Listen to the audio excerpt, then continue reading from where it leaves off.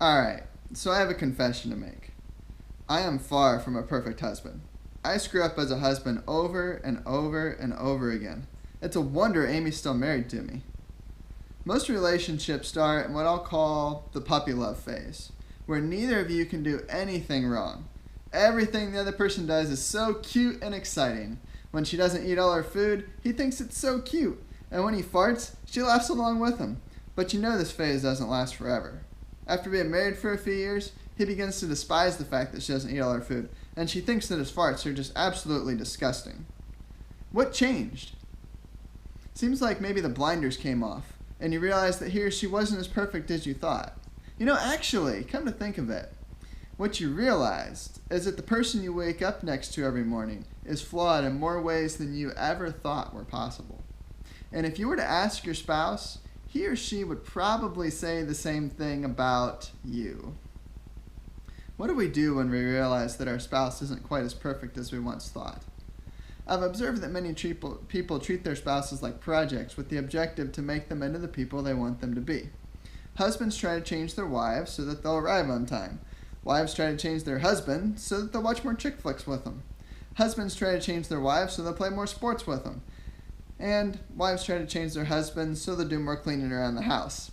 I could go on and on with the list, but that's where I'll stop here because, well, we don't have all day. If you've been married for at least a couple years, then you've certainly realized that no matter how hard you try, you can't change your spouse. That's not to say we can't help our spouses modify their outward behaviors a little bit, but there's nothing we can do to change the thing that drives those behaviors, which is their hearts. Although some of these differences can be explained by the way men and women are wired, I won't be addressing that aspect in this video. Instead, I'll be spending the remainder of this video addressing how to change our spouse's hearts. As I've talked about previously, it seems that every person has the same objective in life, eternal happiness. But we all employ different means to get there. All of us to one degree or another spend energy trying to change ourselves in pursuit of this happiness. Sometimes this takes the form of going to bed earlier, working out more, and eating healthier foods. We believe that we change ourselves into some idealistic picture of a person we have in our heads. If we can do that, then we'll be happier. But it doesn't stop there. We also carry around an idealistic picture of our spouse, and we work overtime trying to make sure our spouse turns into this person. What does this picture look like to you? Does this person look like someone whose primary objective is to give you everything you want? Does this person resemble you? Or does this person look like the Jesus of the Bible? Did you know that God's will for every single one of his disciples is to make them look like Jesus? I'm not talking about his outward appearance here, but I'm talking about his inward appearance. I'm talking about the condition of our hearts. Jesus' will for every single one of his disciples is to transform their hearts to make them look like his. Now, that kind of begs the question, why would anyone want to look like Jesus?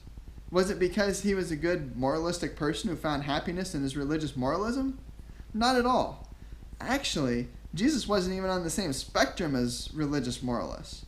Personally, I want to look like Jesus because he's the incarnation of God in human form. There's not a single person on this entire planet who I want to be more like than Jesus.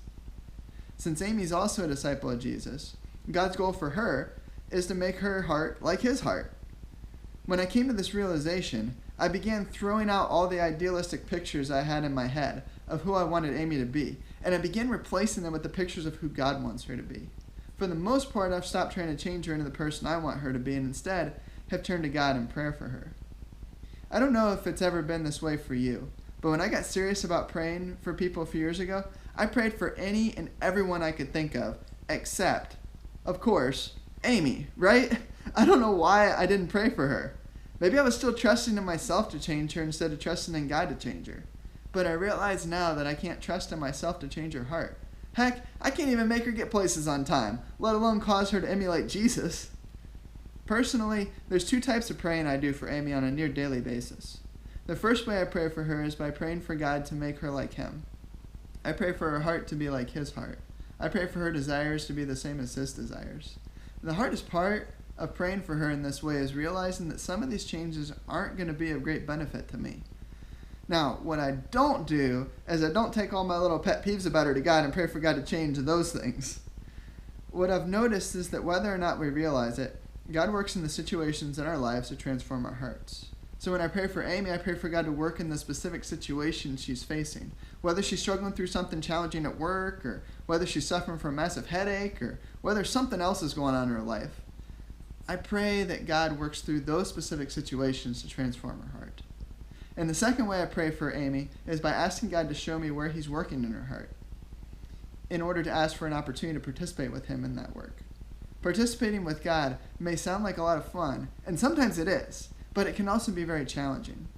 It's fun when I get to see her spiritual eyes opened, understanding more of of his truth, and realize that God worked through something I said to open her eyes. That part's really cool, but it's no fun when I'm called to say or do something which I know is going to be painful for her. And this is where I have to exhibit large amounts of trust in God that he knows what he's doing much more than I do, and that the reason he's calling to participate with him is because he's got something awesome in store for Amy that's going to happen, even if it's painful at the present time. Now I have a couple questions for you. Do you regularly pray for your spouse? And if so, how do you pray? Hopefully sharing the ways that I pray for Amy will help get your creative juices flowing so that you can come up with some ways that you can pray for your spouse. And don't forget, of course, to check back next week for my #1 strategy for a successful marriage.